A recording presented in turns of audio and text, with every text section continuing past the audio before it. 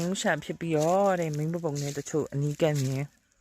နှကမ်းမွေးတွေမုတ်စိတ်မွေးပတိုင်းမွေးမြင်တချို့ဘလင်းကျင်ကြတယ်ကျမလေအရင်တော့အမွေးရှိတဲ့ဟာကိုလေကျမရဲ့ security တခုရှိရပါတော့ခကြဒီအမွေးတွေပတိုင်းမွေးတွေမှရှိရင်လေတွေ့ရမှာပါအနီးကပ်ကျင်ယောက်ျားတော့ယောက်ျားပဲပေါ့နော်ဘာလို့ပတိုင်းမွေးတွေနှုတ်တော့နှုတ်တယ်ဒါပေမဲ့ဒါတားစီလို့မရဘူးပေါ့နော်ကျမဘလို့အကောင့်နဲ့ဖြည့်သွင်းလိုက်လဲဆိုတော့လေခဲကြလို့ရှိရင်ကျမဒီအပြင်မှာတော်တော်လေးလူတွေရဲ့ recommend ပြပြကျမဒီ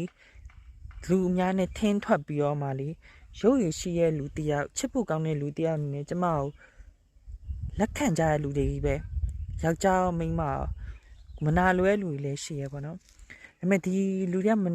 မနိုင်လို့ရှိရင်တချို့အကောင့်လေးဆိုရင်အဲ့လိုမျိုးဘလိန်ကြပါဘောနော်ဟဲမုတ်စိတ်မွေးနဲ့သူတို့လည်းကွာကြိုက်နေမှာမဟုတ်သူတို့ကလည်းကိုဟို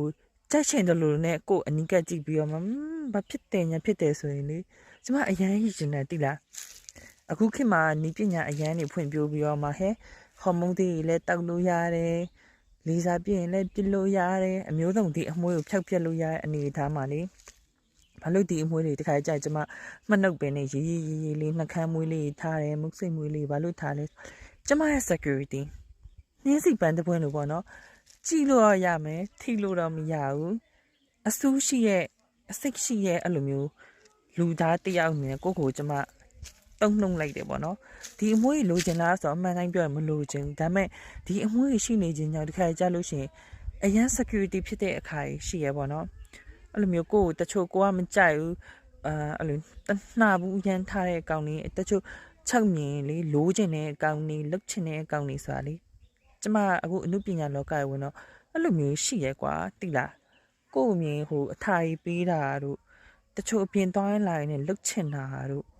မိမမဟုတ်မှန်းလည်းသိရဲ့တိရနဲ့လုတ်ချင်တာမျိုးဆိုရင်လေကျမမှာ security နဲ့အမွှေးရှိရတော်တော်ကောင်းတယ်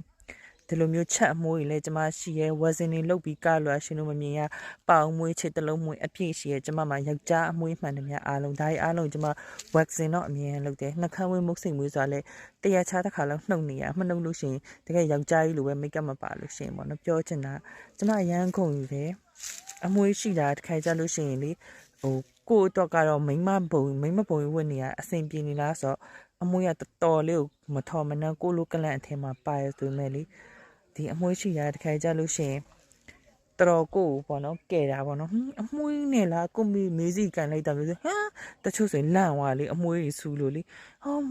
မုတ်စိတ်မွေးရှိရလားနှကမ်းမွေးရှိ